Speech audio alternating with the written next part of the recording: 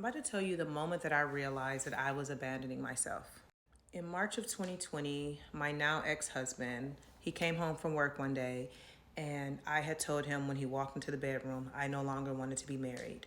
And that came up after going to a therapy session expressing that I had just turned 40 years old and something about my life felt off. And as I was expressing everything to her, she said, "It doesn't sound like you want to be married anymore."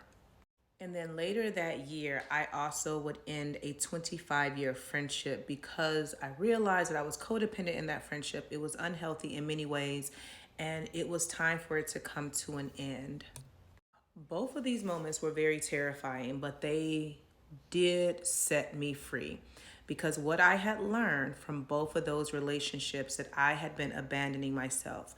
And I did that when I didn't speak up and tell my truth, when I silenced my voice to make other people comfortable, when I people pleased, right?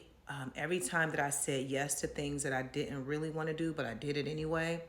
And I can go on and how I abandoned myself. Now, at that time, I did not know that that's what I was doing. It would take therapy, personal development, and all these things to realize, oh, every time you go against what you really want to serve someone else, you're abandoning yourself. And I don't like that feeling. And I have committed to no longer disappoint myself to make other people happy.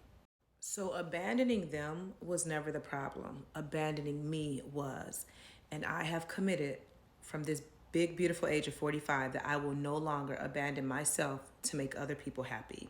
And I want the same for you. And I want you to think about in your life, are there ways that you have been disappointing and abandoning yourself to please others? On September 17th, which is a Wednesday at 7 p.m. Eastern Standard Time, I'm teaching a free masterclass called Becoming Her, embodying that grown-ass woman energy, because there's a lot of work that I've done to get here. And if you've been inspired by my work in any capacity, you need to be in the room. The link is in the bio to RSVP, and make sure you put it on your calendar and share a link with a friend, because I'm sure you know a woman in your life that also can relate to abandoning herself. I can't wait to see you there.